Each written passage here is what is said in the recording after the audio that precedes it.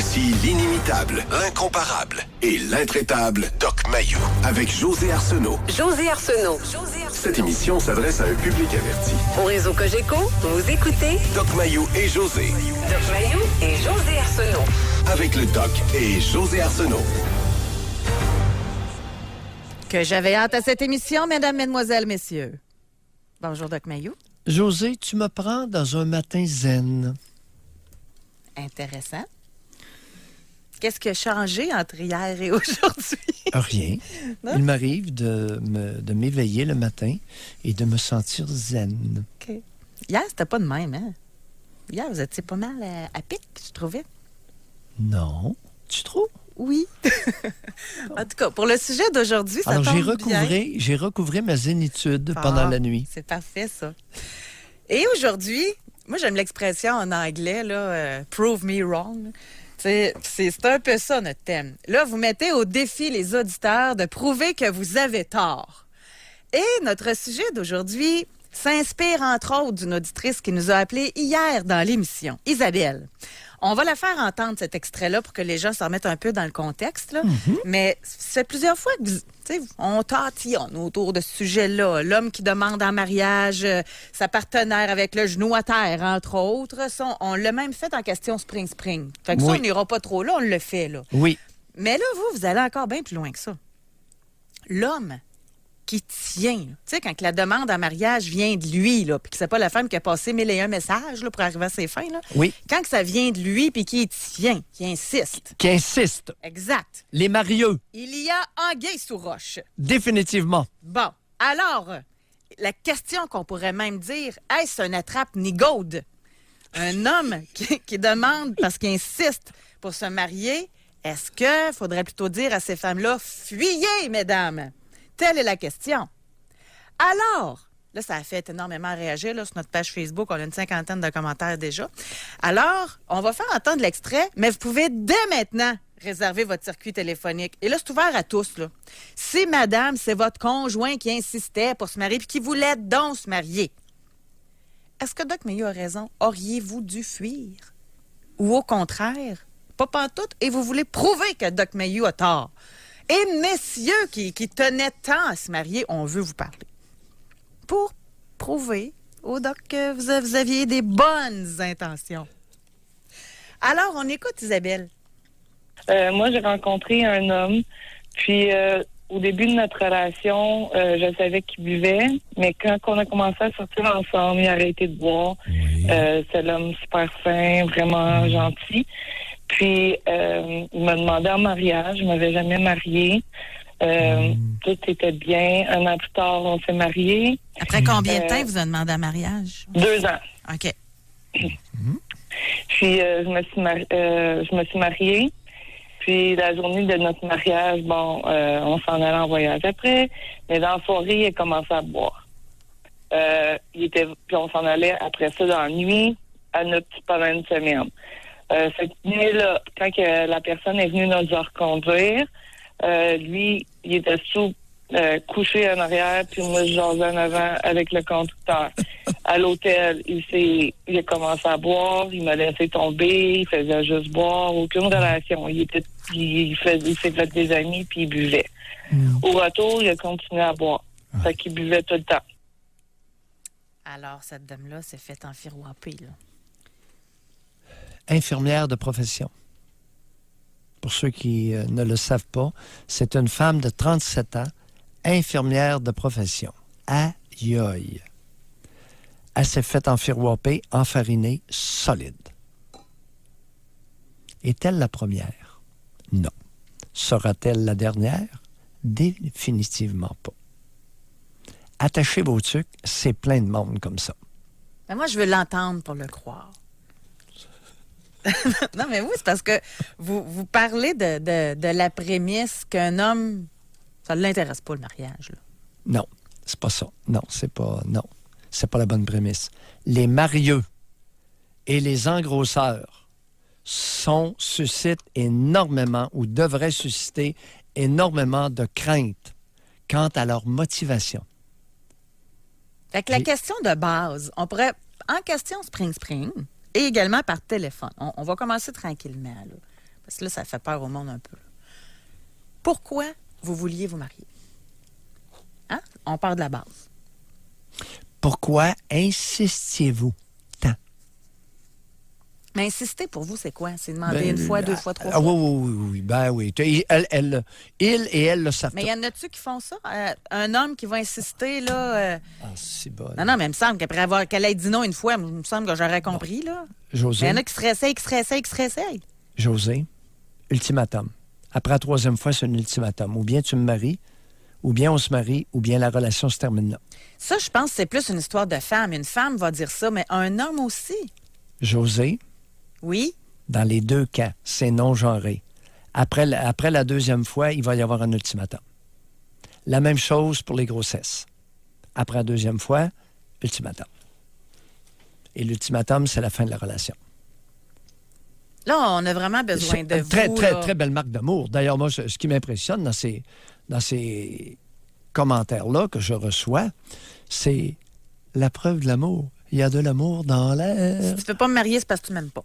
C'est ça? C'est ce qu'on... ça fait entre partie autres. de l'ultimatum?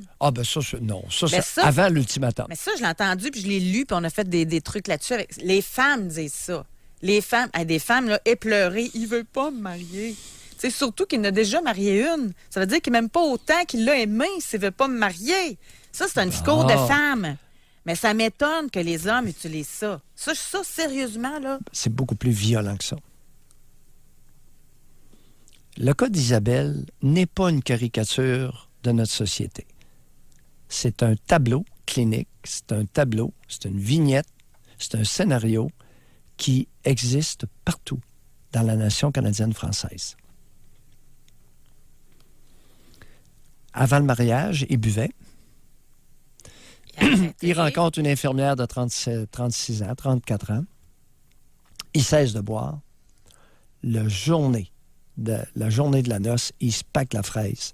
Puis il était une semaine sans dérougir. En tout cas, on a quelqu'un de Allons-y. très candide, là. Allons-y. Homme 38, marié depuis 11 ans. En réfléchissant, je pense que ma demande en mariage était pour l'approprier. Je la trouvais très belle, relation sexuelle au top.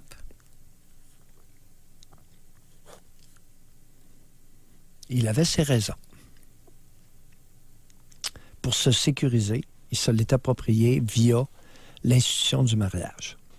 C'est une institution régulièrement, José, pervertie par beaucoup de monde. Regarde, une femme, elle dit, mon conjoint, il était divorcé. Je voulais me marier pour que notre relation atteigne le même sommet symbolique que sa relation précédente. Un couple sans mariage reste un couple superficiel, sans fondement et sans crédibilité. Mesdames, vous avez entendu ce que je viens d'entendre? Je ne commenterai pas, ce serait insulter votre intelligence. Un moment symbolique du même niveau que sa relation précédente.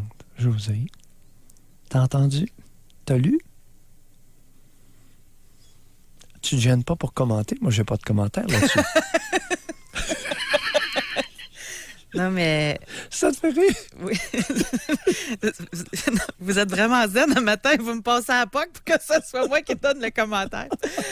On va aller à la pause. Et, méfiez-vous, chers auditeurs, méfiez-vous des eaux dormantes. Et j'en suis. Gars, homme 35, je vous le dis, c'est une histoire de femme. Gars, c'est une femme qui écrit ça, là. Oui. Gars, homme 35, mon ex me l'a fait. C'était le mariage ou la séparation. Ben oui. Ben oui, c'est plein. Ça, cette partie-là, puis c'est pas la première fois que je le dis, c'est dur à comprendre. Tu l'aimes tellement que tu es prête à te marier. OK? La relation va tellement bien que tu te dis, c'est dans un genre de relation comme ça que je veux passer le restant de mes jours, là. Puis là, vu qu'il veut pas mettre de bague au doigt, tu l'aimes plus. Fini. Fait que tu t'éloignes toi-même de la relation si belle que vous vouliez vous marier, là. Tu sais, c'est ça que je comprends pas. Ben, Je la comprends pas, la logique. il n'y en a pas. Sais-tu pourquoi tu comprends pas la logique? Il n'y en a pas. C'est purement émotionnel, puis instinctif. On n'est même pas au niveau de l'émotion humaine. On est au niveau de l'instinct animal. Oui, mais l'instinct animal, les animaux se marient pas, là. Ils n'ont pas besoin de ça. Tu sais, c'est au Non. niveau de... L'étalon qui a son harem, les chevaux sauvages. L'étalon qui a son harem, qu'est-ce qui arrive à la jument qui veut s'en éloigner? Y a-tu? Il l'a massé pour qu'elle soit près de lui, puis ça s'en va, y a-tu. OK, je vois le lien, là.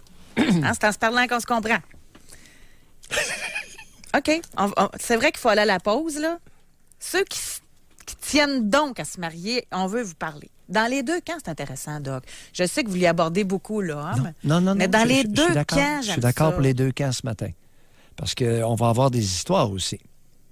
Il y a des hommes qui sont témoins de changements radicaux chez leur amoureuse le soir de la dite noce. Ben là, dans le cas d'Isabelle, qu'on a fait jouer l'extrait, c'est le soir même qu'il s'est remis à boire. Puis il n'a pas arrêté depuis, là. Il était saoul en arrière sur le banc. José, j'ai eu un flash. Vous allez me pardonner, chers auditeurs. J'ai eu l'impression de me ramasser dans la région de Chicoutimi, Lac-Saint-Jean. Il n'y a pas de racisme, il n'y a pas de... Chicoutimi, là, vous pouvez me ramasser. Je ne sais pas pourquoi j'ai eu ce flash-là dans ma tête. José? Oui. Vous filez tannant un matin, hein? OK, on va aller à la pause, là. Là, on veut... Chicoutimi, première place. On je veut vous vraiment aide. Non, vous- c'est ouais, pas c'est par ça. mépris, là. Mais on veut vraiment vous parler. Avez-vous déjà eu un ultimatum? Regarde, ça, c'est intéressant, là. Ou avez-vous déjà... Mais c'est surtout à ceux qui ont donné un ultimatum qui serait intéressant de parler. Pour que vous m'expliquiez Oui. votre logique. Oui, OK? On va vous écouter, hein, Doc? oui, Parfait. c'est sûr. Je Excellent. suis zen. N'oublie pas que je suis zen Ben oui. ce matin. Exact. Avec une petite nouvelle coupe de cheveux en plus, je pense. Hein? Écoutez, bon, pour ceux qui pourraient s'en apercevoir, j'ai été tondu officiellement hier soir à 5 heures. OK. Bon, tondu. OK. Moi, c'est pas une coupe de cheveux, c'est une tente. Tente. Mais la barbe est restée intacte. Rassurez-vous, mesdames, Oui. surtout. Une fois par 3 mois, je me fais tendre. OK. Là, ça fait 6 fois que je dis qu'on va aller à la pause. Alors, on y va pour de vrai, là. Pour nous rejoindre en studio, 1-877-670-9330 ou par texto au 25-226 FM 93. C'est bon, je viens juste de lire un courriel, un texto qui vient d'arriver, femme 25 ans. Elle dit, un des premiers emplois que j'ai occupé en finissant mon DEC est adjointe administrative dans le service des régimes de retraite d'une grande entreprise. Quand j'ai vu ce qui arrivait au fonds de pension lors d'un divorce, j'ai dit no. En tout cas, bref... Oui, attends un petit peu, c'est important. Qu'est-ce que cette jeune femme-là a découvert? Que lors de la séparation, lors du divorce, le régime de pension accumulé était partagé en deux, fait partie du patrimoine, chers auditeurs. Et il y a des hommes qui avaient des fonds de retraite bien garnis. Ils se retrouvent à moitié moins riches d'un coup sec. Et Madame détestable, comme toute, vient d'engranger une somme assez rondelette pour ses vieux jours. Ainsi va la vie. C'est un pensée du bien. Hein? Alors, dans le patrimoine, il y a la cabane principale, la cabane secondaire qu'on appelle le chalet, les bazous et le fonds de retraite. N'est-ce pas, José? Les REER aussi, je pense. Hein? Oui, Ouais, c'est REER. ça, c'est ça. Régime, oui. L'épargne retraite, c'est ça. Oui, régime ouais. retraite, Retraite Québec, maintenant appelée Retraite Québec. Alors, cette jeune femme-là a découvert que, il y a des hommes qui avaient des sommes rondelettes d'accumuler. Et ils se font dépouiller de la moitié d'un coup sec. Bon, moi, j'aimerais ça savoir, là, Oui. parce qu'il y a une dame qui l'a Oui. très bien exprimé, là, que elle Oui. voulait...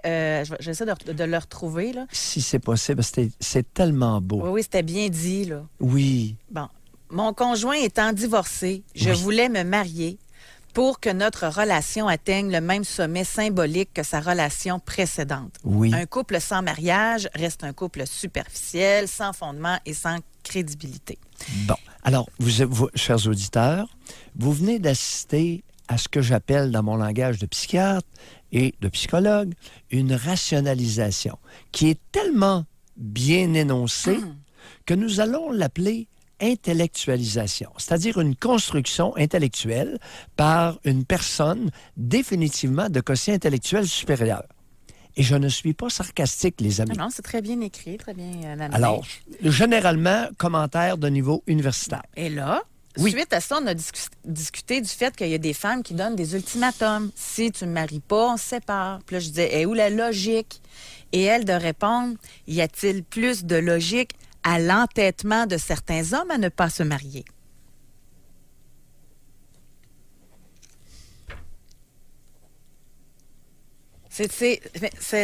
Madame, Ça dit quoi? Tu sais, je prends votre expression. Ça dit quoi, ça? Tu sais, une femme qui donne l'ultimatum, là. Ça, c'est pour ça que j'aimerais parler avec celles qui l'ont mise. Ou bien, bon, j'ai pas eu d'hommes encore qui ont donné d'ultimatum. J'y crois pas tellement à ça. Vous l'avez entendu dans votre bureau. Moi, je l'ai pas entendu. Mais j'ai entendu beaucoup de femmes. J'ai lu beaucoup de femmes. Mais un homme qui donne l'ultimatum, je l'ai rarement. Alors, s'il y en a qui se le sont fait faire, qui l'ont fait, signifiez-vous, là, par texto. Juste en partant, là, est-ce que vous avez déjà reçu un ultimatum? Juste ça. On se marie ou on se sépare. OK? Ah, votre genre, votre âge. Avez-vous déjà reçu un ultimatum? Il me semble que ça doit être le fun en maudit de te marier, tu sais. Pensez-y, là. Tu te fais dire, on se marie ou on se sépare. Yeah, on se marie! est-ce qu'on pourrait revenir brièvement sur le commentaire méprisant de cette femme instruite, brillante, envers les hommes, lorsqu'elle réfère l'entêtement de certains hommes à ne pas vouloir vous marier, madame. Vous êtes un danger. Vous êtes dangereuse. Pourquoi vous êtes dangereuse? Parce que vous avez des mécanismes de défense ultra raffinés et ultra sophistiqués et vous allez piéger quelqu'un, même à votre insu. Vous êtes dangereuse à votre insu. Et il y a des hommes qui ont suffisamment de flair et d'expérience relationnelle pour flairer que vous êtes une personne dangereuse. D'où la réaction de certains à s'entêter à ne pas vouloir vous marier. Me comprenez-vous bien? Ça m'amène réflexion en passant pour un autre sujet qu'on va faire. Acceptez-vous le passé de votre conjoint, le passé amoureux? On dirait qu'il y en a qui veulent battre, tu sais, là, qui veulent surpasser. Admettons que cet homme-là, là, qui ne veut pas se marier puis qui avait marié la première. Bien, je suis certaine que cette femme-là, il ne peut pas lui dire qu'il l'a beaucoup aimé, selon moi. As-tu senti, pressenti, c'est un concours, là, constaté le mépris pour les personnes qui vivent en union libre, qui se respectent, qui sont adultes? As-tu senti, constaté le mépris de cette femme-là? Elle est tellement méprisante. Ben oui, elle dit que c'est des relations superficielles. C'est épouvantable d'entendre ça, chers auditeurs. Ici, on a quelqu'un, ma femme voulait tellement se marier, elle me menaçait de me laisser si je ne la mariais pas. Suite à notre mariage, 2 mois plus tard, on s'est séparés et j'ai cru comprendre par sa sœur que c'était pour avoir une pension pour elle et ma fille et avoir la moitié de mon fonds de pension. Et j'ai appris qu'elle me trompait aussi depuis 6 mois. Fait que, bref, elle le trompait même avant le mariage. Ça c'est une arnaque, tant qu'à moi. Ça, en cours, ça devrait se débattre, ça. Ça va être Il donne la moitié de son fonds de pension puis elle le trompait avec un autre pendant ce temps-là. Ça marche pas, ça, sérieusement. Il devrait y avoir des lois pour protéger les gens de ça. Oui, mais José, si elle dévoile en cours que son conjoint est éjaculateur précoce... Ben, elle savait avant de se marier. Non, mais c'est vrai. Il n'a pas tout d'un coup éjaculé précocement après le mariage. Ça fait 6 mois avant. Oui, mais l'autre, qui a une solide érection et qui lui permet 4 orgasmes plus éjaculation. Oui, mais il a toujours bien fallu qu'elle l'essaye pour le savoir. Oui. Bon. Mais l'autre, il n'y a pas de maudit. Non, mais ça, on l'a déjà discuté, l'infidélité, tout le kit, les relations extra-conjugales. Ça appartient à chaque personne. Oui. Mais pas de là prendre la moitié du fonds de pension. C'est là, moi, mon point. Là, vous allez dire que je suis matérialiste, là? Peut-être. Mais ça marche pas. C'est pas relevé, hein, comme comportement humain. José, l'être humain, le Canadien français, est divers et pluriel. Il y a toutes sortes de manifestations et dans chacune des manifestations, il y a une bonne cohorte. Homme 46. Oui. J'ai jamais voulu me marier. Oui, déjà reçu un ultimatum que j'ai refusé. Après 4 ans, elle sentait une séparation à venir. Elle est subitement tombée enceinte.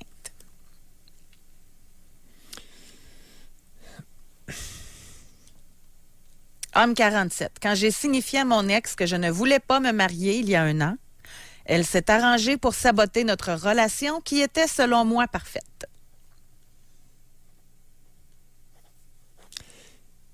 Cher ami, il y a un pourcentage de femmes qui ne tolèrent pas la liberté chez l'autre.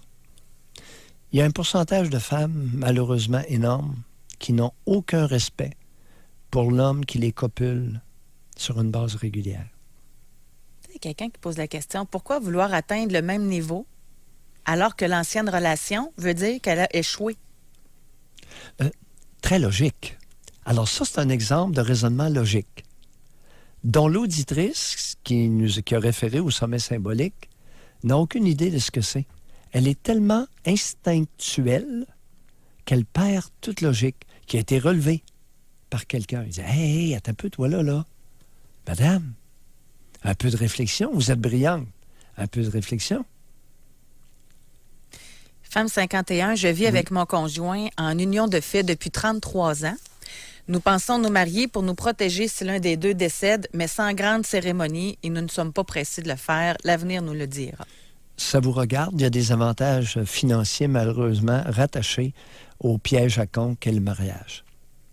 Alors oui, pour protéger la famille au niveau financier, au lieu de faire un testament compliqué, c'est que vous allez bénéficier de la loi du partage du patrimoine.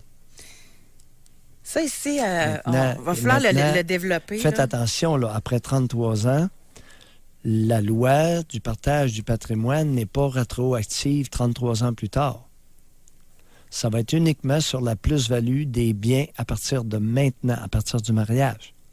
C'est seulement la plus-value des biens de toute la piole. Ah, si vous rencontrez un millionnaire, là, à la retraite, là, c'est pas... il n'y aura pas grand patrimoine. Il va tout l'avoir accumulé avant le mariage. Oui, attends un peu. La plus-value. S'il y a mariage, et corrigez-moi les notaires là, qui sont à l'écoute, il y en a plusieurs qui sont en transit, qui sont à l'écoute, ils sont à mon bureau, où ils vont témoigner, ou etc. Alors, c'est la plus-value. Peu importe l'état financier au moment du mariage.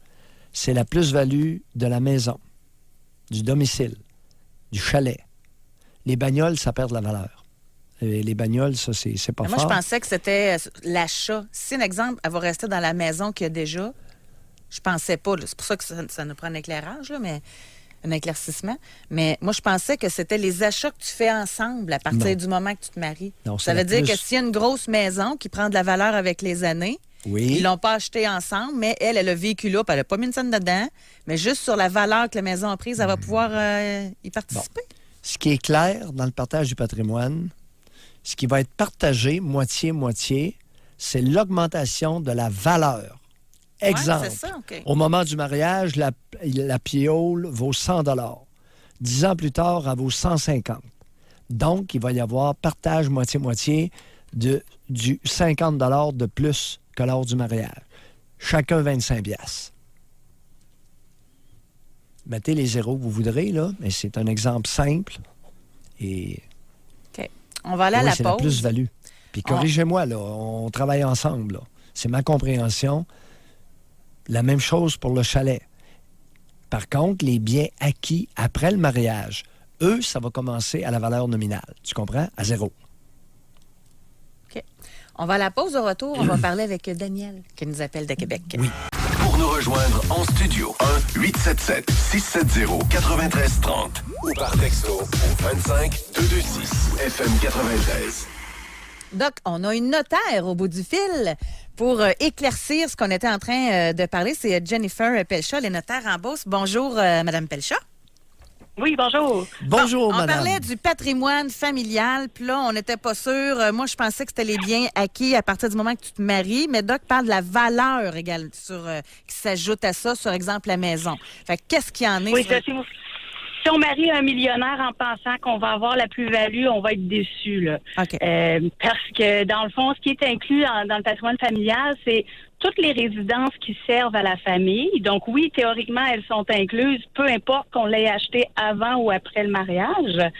Par contre, on a le droit de déduire tout ce qui était payé avant mariage, ainsi que la plus-value qui va s'accumuler. Fait que si la maison est entièrement claire avant le mariage, elle aura beau prendre 300 % après le mariage, c'est tout exclu, là. OK. Et si c'est payé, s'il y a hypothèque et l'hypothèque est payée après le mariage? Si l'hypothèque, oui, est payée après mariage, la portion qui n'était pas claire avant le mariage et qui va se payer après mariage, ça, elle va être incluse dans le patrimoine familial. Ah, OK. Donc, Fait que pour qu'un homme, allons pas trop riche ne se fasse pas avoir, il est mieux de clairer sa maison avant de se marier. Exactement. Et de mettre aucune somme dans son REER, parce que pour les REER, c'est tout ce qui est accumulé seulement après la date de mariage qui compte. OK. OK. Puis là, pendant que vous êtes là, C'est une belle nuance, ça. Pendant que Alors, vous êtes si là, la maison est hypothéquée, puis que le gars continue à payer son hypothèque après le mariage, la portion non payée, il va devoir la plus-value correspondant à la portion non payée, il va devoir la partager moitié-moitié avec la conjointe s'il se divorce. Exactement. Bon, Madame Péchotte, j'en profite, OK, parce qu'on fait de l'éducation en même temps. Oui. Il y a Femme 49. Oui. Mariage civil depuis 2 ans. Mon amoureux est divorcé de sa première femme. Je voudrais savoir si c'est vrai que si mon mari décède, que c'est sa première femme qui hérite de tout, s'il n'a pas de testament pour moi. Non, il est divorcé, donc le divorce a mis fin à tout, à moins qu'il ait fait un testament dans lequel là, il nommait son ex-épouse après coup, là, mais... elle s'est mariée. Si madame est vraiment mariée, donc ça veut dire que le mariage d'avant était nul. Donc, il n'y a pas du tout... L'ex-conjoint n'a rien à voir là-dedans. Okay. Et j'ai une dernière question. Et moi, je suis chasseuse d'histoires.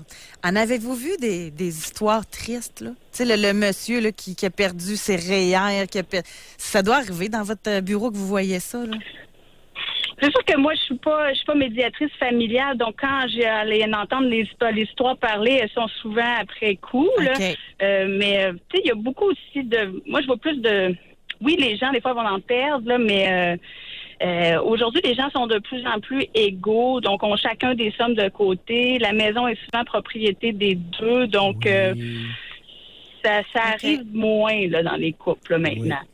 Mais souvent, il y a beaucoup de frustration là-dedans, de j'ai tout perdu, mais que dans les faits, c'est parce que il y en a un des deux qui a tout accumulé de son bord. Là. OK. Puis, avec votre expérience, là, les notaires qui voient tout ça passer, là, y en a-t-il beaucoup qui se marient quand même? Ou ils sont plus... Mon opinion bien personnelle, oui, il y en a des notaires qui se marient. Quelqu'un qui n'a pas d'enfant, il peut bien faire ce qu'il veut. Si quelqu'un qui a des enfants, qui entend avoir des enfants avec la personne, puis qui a un déséquilibre au niveau là, des salaires importants, je pense que ça vaut la peine de se marier pour se protéger. OK. Merci beaucoup d'avoir été avec nous. Beaucoup. Ça me fait plaisir. C'est bon. On livre la marchandise, l'heure juste. C'est bon. On va au téléphone, on va parler avec Daniel qui nous appelle de Québec. Bonjour, Daniel. Bonjour. Moi, je veux un peu mêler le Doc Mayou. Je viens du Lac-Saint-Jean, mais je demeure à Québec depuis peu. Alors... mais mon histoire, c'est quand même passé au Lac-Saint-Jean. OK. Oui, vas-y. Moi, je me suis mariée jeune avec un homme qui a changé littéralement en se mariant. Oui. Et quand j'ai rencontré ce nouveau conjoint que j'ai là présentement, lui, il était divorcé aussi, mais d'une femme assez spéciale. Il y a eu beaucoup, beaucoup de problèmes. Ça fait pas longtemps qu'il n'y en a plus, puis ça fait 13 ans qu'on est ensemble. Et quand on s'est acheté une maison tous les deux, on est allé chez le notaire et on a tout protégé. Moi, j'avais un montant d'argent que je mettais sur la maison. Lui, il n'en avait pas. J'ai protégé ce montant-là, notarié, que si on se séparait, ce montant-là, il ne l'aurait pas. Et c'est ça, on a tout protégé. Okay. Attendez, allez pas trop vite parce que c'est bien important. Oui. Votre mise de fonds va être récupérée lors de la séparation et de la vente de la piole. Est-ce que j'ai bien compris? Oui, puis lui, il l'aurait pas. Avant même de partager la plus-value, oui. Mon pit, tu vas me remettre ma mise de fonds. Est-ce que j'ai bien compris? Avec C'est ton exactement intérêt ou sans taux d'intérêt? Non, je ne suis pas allée là. Moi, je voulais juste OK. récupérer ma mise de fonds. Excellent. On vous suit. Continuez. Parfait. Oui. Ensuite, on s'est protégé aussi en cas de séparation puis en cas de mort. Les deux Oui. cas. Allez-y. Si moi je meurs, ben cette mise de fonds-là, il n'ira pas à lui, il va aller à mes enfants. Tu sais, en tout cas, nous, on avait une façon de voir qui était comme ça. Oui. Lui, il s'est marié, il y a eu une séparation difficile. Tout ce qui lui a resté après le mariage, c'est une TV 12 pouces en couleur, puis il n'y avait même plus de véhicule, tandis qu'il y avait 3 véhicules. Alors, quand on a commencé à faire vie ensemble, puis qu'on a acheté notre maison, moi, je voulais plus que ça arrive. Oui. C'est pour ça qu'on s'est bien protégés. Oui. Après, on a racheté une maison. Et là, on a fait la même affaire. Puis là, on s'est protégés. Puis bon. Lui, après 5 ans qu'on est ensemble, il voulait qu'on se marie. Mais moi, je voulais pas. Je dis, t'es fou. T'es malade. Tu sais, t'as encore une ex accrochée après toi qui te donne du trouble. Je disais, t'as rien compris. J'étais inconcevable que je me marie. Et moi, de mon côté, j'avais toujours mon histoire que si je le marie, vas-tu rester gentil comme il est là? Tu sais? Alors, ça a été non. Mais lui, il comprenait. Il dit, t'as raison, mais moi, je te marie pas pour changer. Puis lui, c'était le principe. Mais j'ai dit non. Principe d'un crosseur ou principe d'un homme honnête? Non, c'est un homme honnête. Alors, pourquoi C'est un homme honnête, ce gars-là. Pourquoi? C'était quoi son problème? Il y en a un. Ben, c'était qu'il... Voulez-vous, on s'est mariés. Ça fait 5 ans. Ça fait 4 ans qu'on est mariés. Puis, ce que j'ai compris, lui, ce qu'il voulait, c'est qu'on se fasse un beau gros party avec le monde qu'on aime. Ils sont une grosse famille, puis on s'est loué une salle. On n'a même pas payé de faire part. On n'a pas payé de fleurs. Le tout a coûté combien? Ça nous a coûté, notre linge, ça veut dire tout. à peu près 500 $. En tout et tout, 500 $. Mais vous avez fini par le marier, Non, ça veut-tu regardez, dire? Non, un party, ça vous a coûté 500 $ pour organiser un gros party dans une salle? Oui, parce que on a fait payer nos invités. Faut bien on venir a du lac fait- Saint-Jean. Non, mais Daniel... Franchement, Daniel... Ben, c'est parce que, docteur, si vous êtes invité au noces, vous allez donner un cadeau de combien?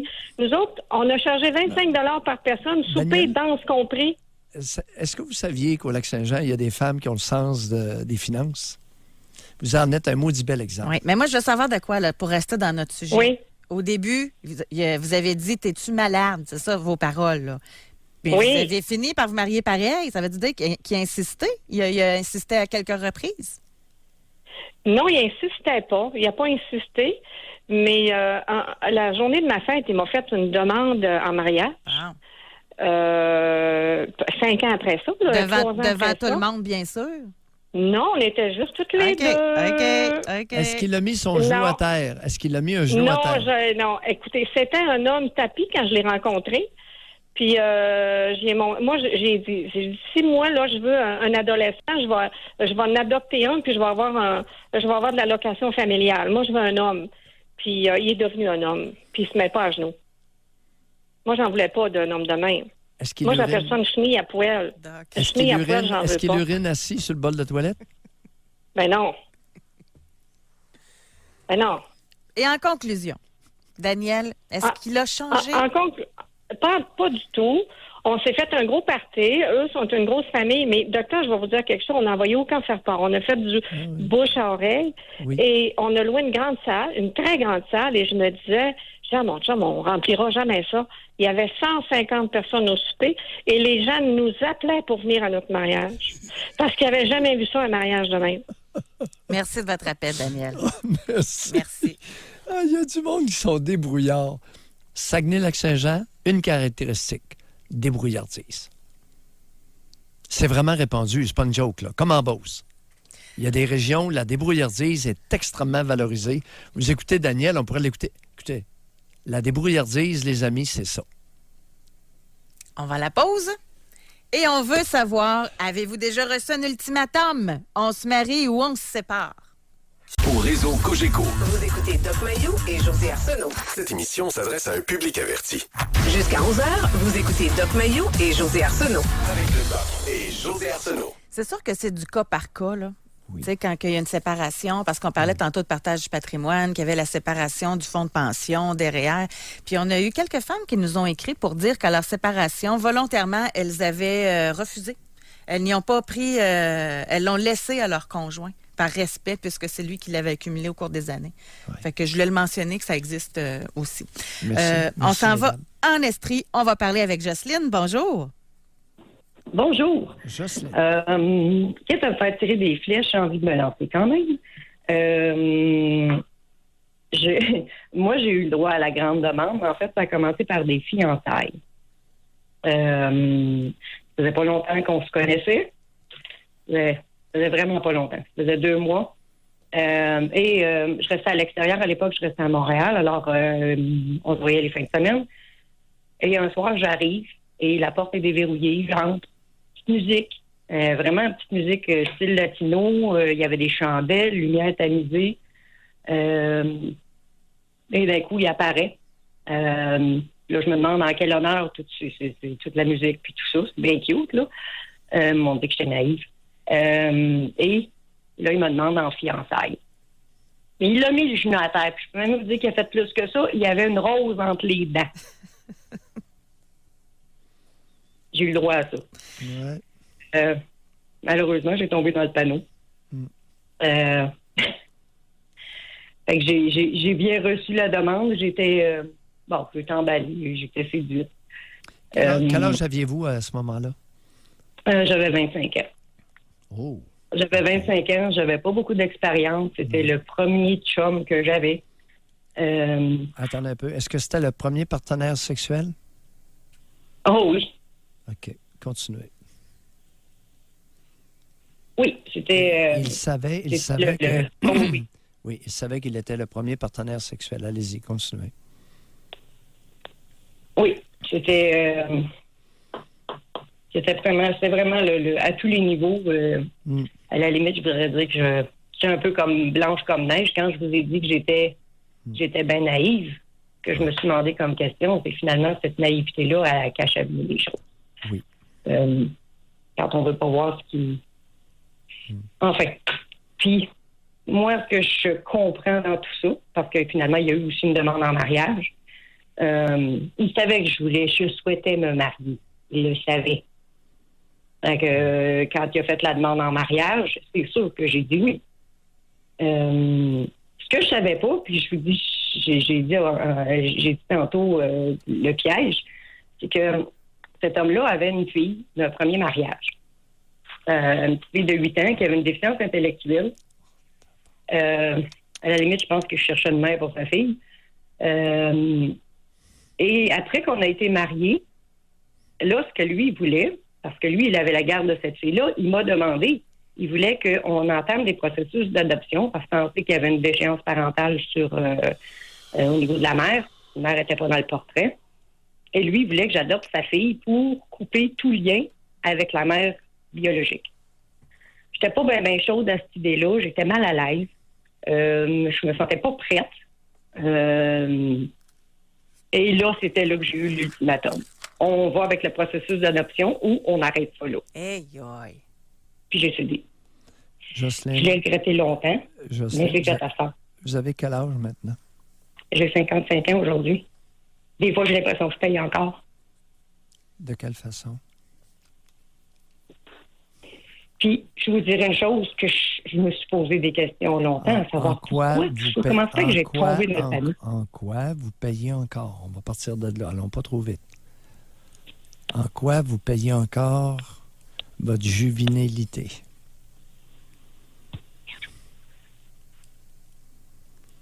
Êtes-vous là, Jocelyne? Oui, excusez-moi, j'ai eu de la difficulté à vous entendre. OK. En quoi vous payez encore? Parce que vous aviez dit ça. Pourquoi je paye encore? Non, en quoi? En quoi? En quoi je paye encore? Oui. J'ai eu l'idée saugrenue d'avoir des enfants avec cet homme-là. Et quand j'ai eu ma première fille, Il y a des choses qui ont commencé à changer. Ben, ils ont commencé à changer. Bon, il y a eu l'ultimatum. J'ai été un peu sous le choc. Puis finalement, après ça, bon, oui, moi, je voulais des enfants. Il a accepté. Donc, je m'en cache pas. C'est moi qui en voulais au départ. Au départ, lui, il en voulait pas. Il a changé d'avis. Puis là, les choses ont dérapé en ce sens qu'il est devenu très, très jaloux, très possessif. Là, on dirait qu'il n'y avait plus de cachette, là, il n'y avait plus de filtre. Là. J'ai l'impression que ce qui était avant, ça a toujours été là, mais je ne l'ai jamais vu. Ouais. Et ça a été infernal. Vous en avez fait combien d'enfants avec lui? J'ai fait la gaffe d'en faire 2.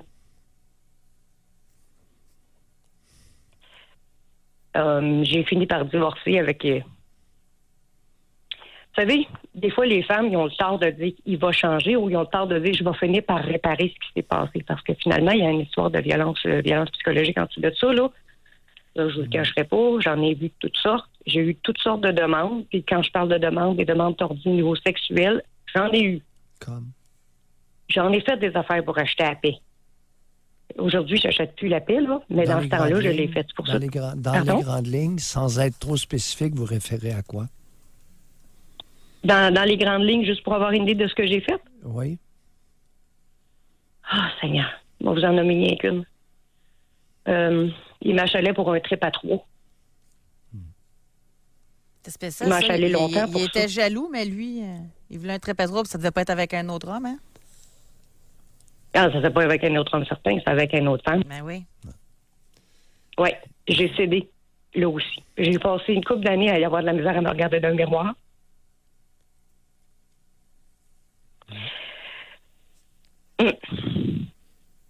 Puis au bout du compte, j'ai fini par divorcer. OK. Qu'est-il arrivé de l'enfant déficiente intellectuelle qui avait 8 ans au moment de votre rencontre? Au moment de la séparation? Oui. Qu'est-ce qui est arrivé? Elle m'a suivi. Quand j'ai divorcé, elle est venue avec moi. Elle voulait pas rester avec son père. Elle en avait peur. Et lui, est-ce qu'il était d'accord avec ça? Non, il n'était pas d'accord avec ça, mais quand j'ai quitté, écoutez, j'ai quitté avec le service policier. Oui. C'est eux qui nous ont aidés à sortir de la maison. Aïe. Par contre, mes 2 filles naturelles, les 2 plus jeunes, n'ont jamais voulu quitter. Là, on parle bien du monsieur là, qui vous a fait la demande de fiançailles avec une On rose, parle bien du monsieur une qui a fait rose la- dans la bouche, puis à genoux. Oui, puis, on parle de tout ça. C'était la même personne. C'est fou, hein? Hey, merci beaucoup, Jocelyne. Merci, Jocelyne. De rien. Au revoir. Merci. Ça fait partie des histoires qui ne sont pas anecdotiques dans notre nation. Je veux lire un courriel, un texto avant d'aller à la pause. J'ai demandé à mon mari de m'épouser après 7 ans. Nous devions quitter encore le Québec pour une 2e fois, pour son travail. Alors je lui ai dit, si tu ne m'épouses pas, je reste ici, car nous avions 4 enfants et je devais quitter mon emploi et recommencer tout à zéro. Alors il m'a dit, OK, 1 mois après, nous étions mariés chez le notaire. Nous avons déménagé plusieurs fois dans notre vie. Nous sommes toujours ensemble depuis 23 ans. Et oui, Dr Mayou, il a une bonne pension. Oui. On peut comprendre. Non, écoutez, il y a 4 enfants là, en jeu. Et le partage, la loi protège. La loi protège le patrimoine familial. Et effectivement, vous avez été astucieuse. Alors, il y a des moments, il peut y avoir des moments précis où on peut servir un ultimatum. Tout à fait d'accord. Aucun problème avec ça. On va à la pause. On va entendre votre histoire. Est-ce qu'un homme qui insiste pour se marier, vous trouvez ça louche? Est-ce que ça vous est arrivé? Avez-vous déjà eu des ultimatums, autant de la part d'une femme là, qui fait un ultimatum ou de l'homme qui donne un ultimatum? On se marie ou on se sépare? Pour nous rejoindre en studio, 1-877-670-9330 ou par texto au 25226 FM 93. Hey, ça, c'est une drôle d'histoire qu'on a reçue. C'est quelqu'un qui nous a dit que les parents dans la belle famille, là, ils se sont mariés après 30 ans. Oui. 6 mois après, la madame partait avec un autre. Ben oui. C'est fréquent. C'est fréquent. C'est-tu une arnaque, moi le dire carré, là? C'est une arnaque, ça? Et oui, il y a un piège. Il y a un piège ou une tentative de piège. Tu sais, essayons de nous souvenir d'Isabelle, infirmière, 37 ans, qui avait à peu près 34 ans quand c'est arrivé. Le soir du mariage, elle avait marié un alcoolique qui a senti la bonne affaire. Il l'a piégé par le mariage et il s'est pacté. Le soir du mariage, il est retenu l'alcoolique qu'il était avant de rencontrer Isabelle. J'ai une autre question Spring. OK? Oui. Ça va être notre angle pour la dernière partie de l'émission. Il reste une demi-heure. Allons-y. Je vous suis, là. Est-ce que vous avez été piégé par le mariage? OK. Ça pourrait être intéressant, là. Genre, âge, oui ou non? Ah oui. Et 1-877-670-9330. Moi, je vais vous parler. Qu'est-ce que vous avez découvert instantanément après le mariage, là? Ici, on a une femme qui nous a écrit. Elle a dit, mon copain m'a demandé en mariage 3 mois après avoir fait connaissance. Oui. On s'est mariés 6 mois après sa demande. Je fumais quand on s'est rencontrés. 2 mois après notre mariage, il m'a dit, tu arrêtes ou on divorce. Attends un peu. Il fumait la cigarette ou du cannabis? C'est pas écrit. Bon. Donc... Attends un peu. Oui. Alors là, il est marié. Le goût de la cigarette, puis présumons que c'était la cigarette. D'accord? mm-hmm. Alors, Quand oui. elles se sont rencontrées, elles fumaient déjà. Oui. Un coup marié, 2 mois après, il a dit, t'arrêtes ou on divorce. Oui. D'autres surprises m'attendaient. En plus, il était possessif et étouffant. Une dame de quel âge? Une femme de quel âge, José? As-tu idée, à peu près? C'est pas écrit, par exemple. Contemporain ou une vieille histoire des années 40? Non, c'est contemporain. Non, je pense que c'est contemporain, par exemple. Là. Ouais. Tout devient prétexte. Les crosseurs utilisent n'importe quoi pour établir leur hégémonie, leur supériorité sur l'autre, leur domination. Homme ou femme, là? C'était la cigarette, femme 37. Oui. OK. Enfin, merci. Ah oui. Ah, vous êtes fait attraper par un vulgaire crosseur. C'est plein. Lorsqu'un homme est marieux, insiste, il y a une anguille sous roche. Quelle est-elle? À vous de la découvrir. En passant, il y a plein d'histoires. Il y en a qui disent, gars, homme, 40 ans, non, je ne suis pas fait piéger, je suis marié avec, je suis encore, et même après 23 ans, avec elle, elle est la femme de ma vie. A-t-elle insisté? Les marieux, c'est une insistance démesurée, une insistance répétée, une insistance subtile. Vous avez entendu Jocelyne tout à l'heure, l'histoire des fiançailles. Ça peut être extrêmement subtil. Moi, je comprends pas les ultimatums. Sérieusement, là. Quelqu'un qui te donne un ultimatum, ça laisse prévoir quoi pour le reste? L'enfer. Vraiment, là? Oui. Tu me maries, on se sépare, ciao, bye. C'est ça qu'il faut faire d'après moi. Oui. Sans aucune hésitation. Il y a une crosse Tu veux jouer à derrière ça? Tu veux jouer à ça? Oui. Ben, tu vas perdre. Oui. Dès que vous faites servir un ultimatum, c'est bonsoir, Charlie. Non, c'est sûr que l'ultimatum cache un piège, une souricière dégueulasse. C'est sûr. Assurément. Femme 62, oui, j'ai été piégée. Mariée 40 ans. Ouais. Je viens juste de sacrer mon camp. Quel était le piège? Dites-nous. Oui, c'est ça. Vous avez été piégé et qu'est-ce qui se cachait derrière sa fameuse demande en mariage? Homme 31, je me suis mariée à 24, divorcée à 28. Aujourd'hui, je suis dans une pire situation financière que j'étais à 20 ans. Fini les ultimatums. Merci. À 24, un ultimatum, déjà? Ben voyons, ça n'a pas d'âge. Ben oui. Ben oui. Non, c'est pas une histoire de petit vieux, là. Non, c'est jeune. Puis c'est contemporain, là. Homme 31. Ça fait 3 ans, là, qu'il est séparé. Ça se fait encore. Définitivement, Il y a et plus encore que des jamais. jeunes femmes qui veulent se marier et des jeunes hommes. Pour des raisons saugrenues. Pour tendre un piège. Pour prendre en souricière. Pour rattraper un nigo. Ou une nigo. Femme 50. Oui. Question pour le doc. Est-ce que le mariage est bon pour les jeunes qui veulent élever des enfants ensemble, mais pas nécessaire pour les vieux de 50 et plus? Exact. Très bien dit. C'est au niveau de la protection légale des femmes qui veulent plusieurs enfants avec un homme. Alors oui, la loi protège le patrimoine familial s'il y a mariage. Dans les cas de Lola puis Cossin, là, écoute, ce sont tous des débats, vous avez besoin d'être immensément riche, là. Mais, règle générale, si vous avez plusieurs enfants, le mariage légal protège la situation familiale d'une mère qui se dévoue auprès de 3 enfants et plus.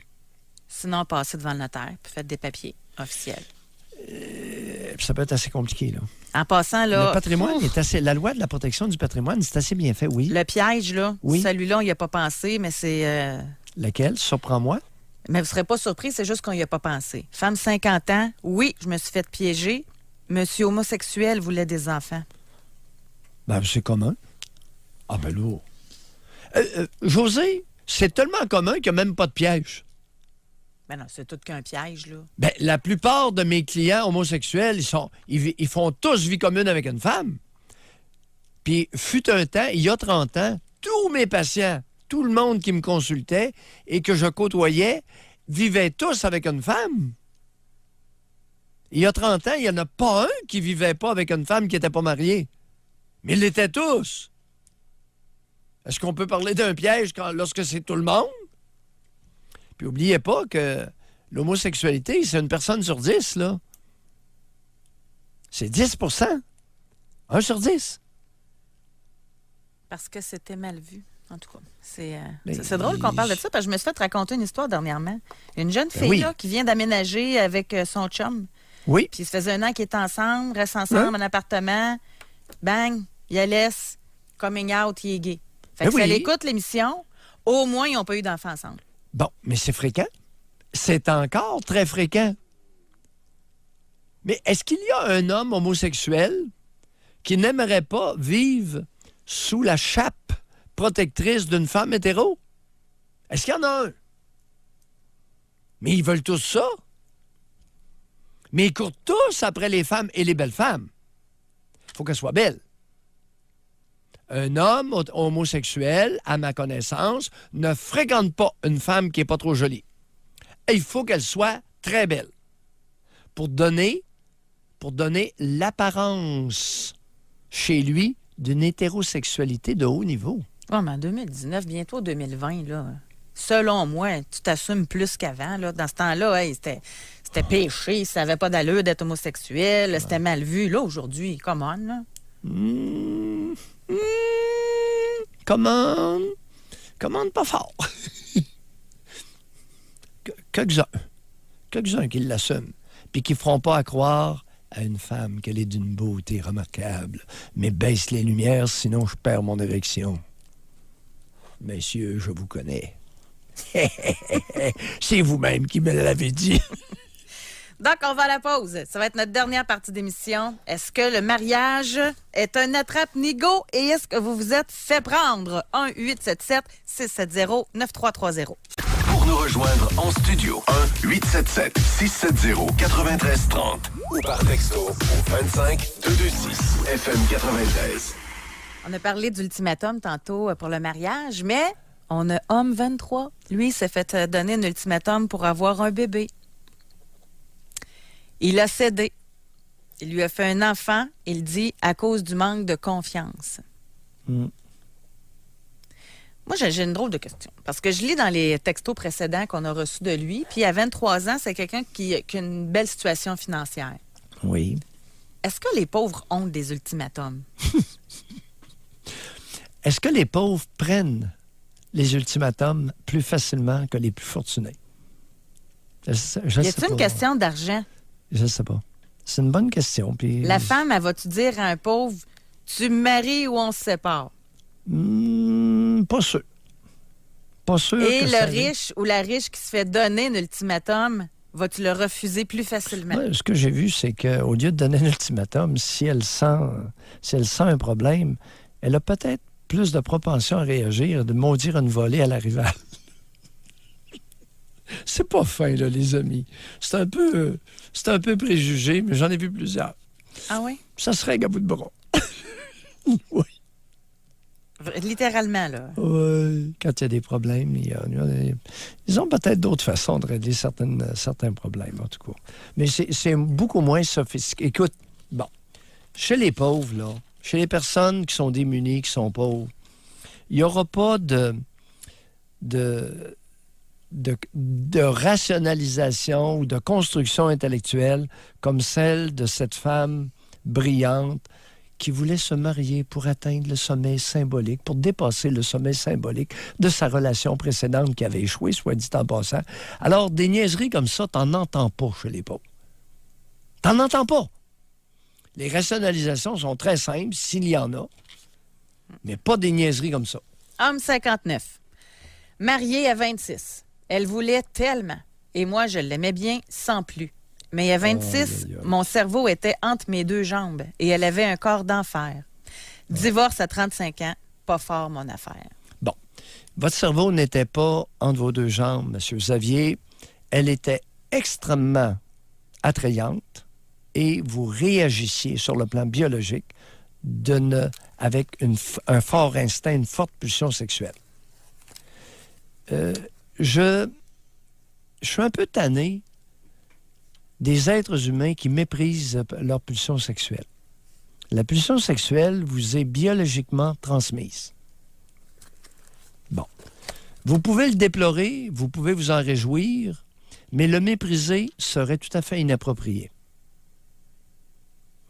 Vous n'avez pas votre cerveau entre les deux jambes. Vous avez une forte pulsion sexuelle qui, à l'occasion, peut vous amener à prendre des décisions. Ben oui. Votre pulsion sexuelle peut modifier votre raison. Votre émotivité peut modifier votre raison. Puis, vous pouvez, sur le plan de la raison, en avoir très peu de façon naturelle. Tout ça existe respectueusement dit. Homme 29. Ma blonde m'a demandé en mariage après 9 ans. Chose que j'ai refusée pour une raison bien précise. J'ai vu ma mère tout perdre avec le mariage. Fonds de pension, maison, auto. Suite à mon refus, elle ne cessait de me dire qu'elle était malheureuse. J'ai donc décidé de la fiancer. Tout est revenu normal. Mais depuis quelques semaines, elle recommence à me parler de mariage. Et à vous écouter, je vous avoue que ça me fait très peur. Avec raison. Alors, José, j'ai parlé en début d'émission des marieux. Mais il y a des marieuses. C'est-à-dire des êtres humains, des adultes, qui insistent de façon plus ou moins insidieuse, de façon plus ou moins voilée, de façon plus ou moins hypocrite. C'est l'insistance, José. Mais pourquoi elle veut tant se marier, homme 29? Là? Je ne sais pas. Ben c'est ça. Vous devez le savoir, là. C'est pourquoi elle tient au mariage. Je ne sais pas. Je ne sais pas s'il le sait. Maintenant, on peut lui demander, oui, d'après vous, après 9 ans, sur quelle mouche l'a piqué? Il y a une mouche qui l'a piqué, puis c'est pas une belle mouche. Elle a un agenda dans sa tête. Et j'espère pour vous que dans la tête, il y a autre chose qu'une cervelle d'oiseau. Je l'espère, je vous le souhaite. Honnêtement. Moi, j'aimerais ça, Femme 33, avoir plus d'infos. Elle dit « Je me reconnais beaucoup dans l'histoire du conjoint qui n'assume pas son homosexualité pour les apparences, dans le milieu des affaires notamment. Ce serait intéressant que vous fassiez un sujet. Mais en quoi que vous vous reconnaissez là-dedans? Moi, j'aimerais ça avoir plus de détails, qu'on parte de quelque part. Là. Oui. Ben, écoute, dans certains milieux, y a-t-il un seul homme homosexuel qui ne crouse pas de façon insistante et extrêmement flatteuse les plus belles femmes du groupe? On écoute quelqu'un qui dit je vous écoute et ça me rend malade. J'ai vécu l'enfer pendant et après le mariage. Il savait que j'avais de l'argent et que mon père en avait. Pendant les années de divorce, il m'a tout pris. Il a menti à la cour, il avait caché tous ses avoirs, il se faisait passer pour un pauvre. J'ai dû lui donner en tout 300 000 $ et moi, je n'ai plus rien. Il m'avait demandé lors de notre rencontre s'il devait aller à la guerre pendant la guerre du Golfe, si j'allais accepter de me marier. Et c'est après qu'il m'a donné un ultimatum. José, L'objectif de l'émission aujourd'hui était prouver que Mailloux a tort et dans le champ. Prove me wrong.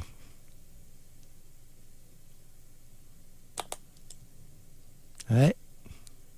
Non, on a des histoires qui corroborent vos dires. José, c'est la pointe de l'iceberg. Tu n'as rien vu.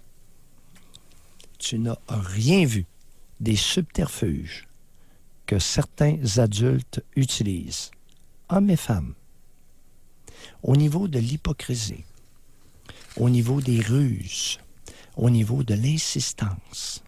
On n'a rien envié à l'autre genre. Homme 54, en divorce, marié avec Française. Elle voulait la citoyenneté canadienne avec mariage, mais il fallait la parrainer. J'ai dit non.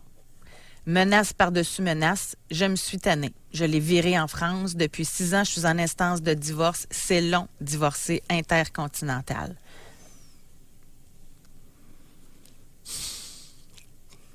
Eh boy. Problème qui va devenir de plus en plus fréquent.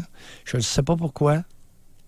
Demande-moi pas pourquoi que le Canada a tant d'attrait.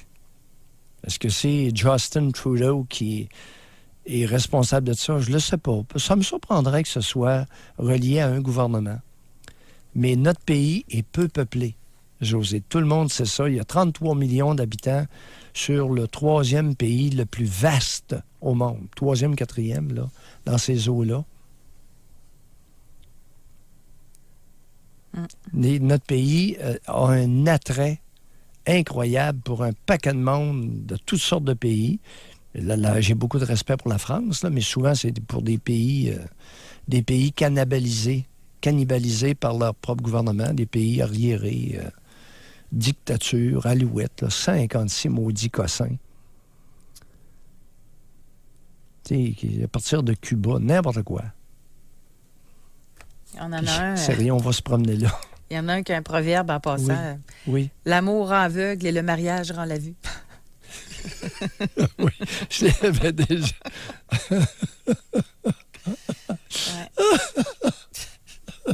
Mais, et je rajouterais, mais malheureusement, il est trop tard lorsque la vue apparaît. Oui, exact. Ou la vue revient, tiens.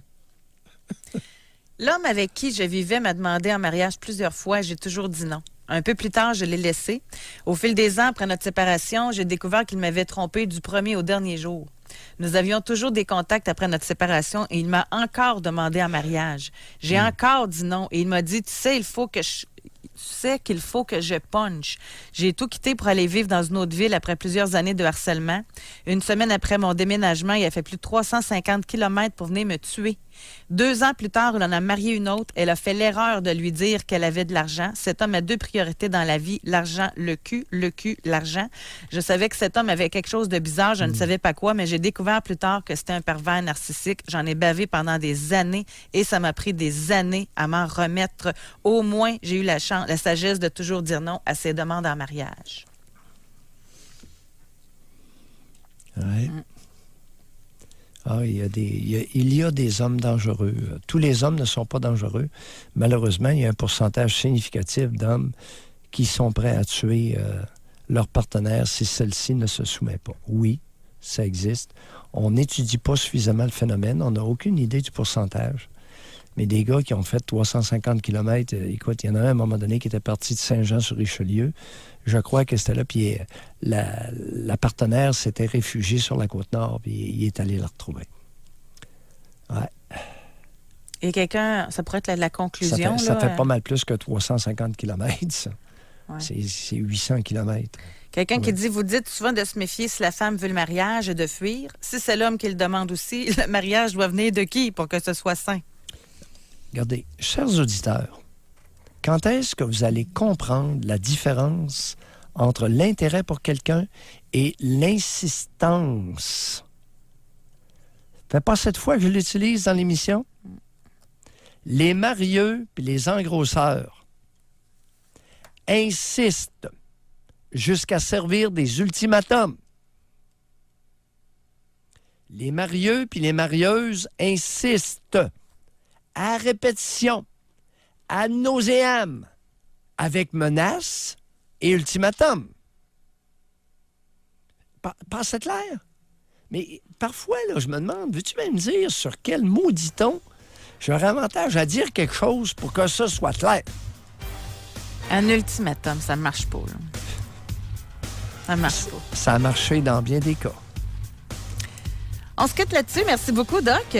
Alors, belle fin de journée en pleine zénitude. Merci beaucoup, Benjamin. Je l'aime de temps en temps, celle-là. Prouvez-moi que j'ai tort. Oui. Bonne journée, tout le monde. À demain. Oui, bye.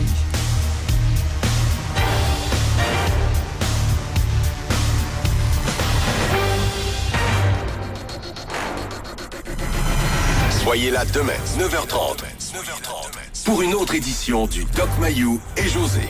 Avec Doc Mayou et José Arsenault.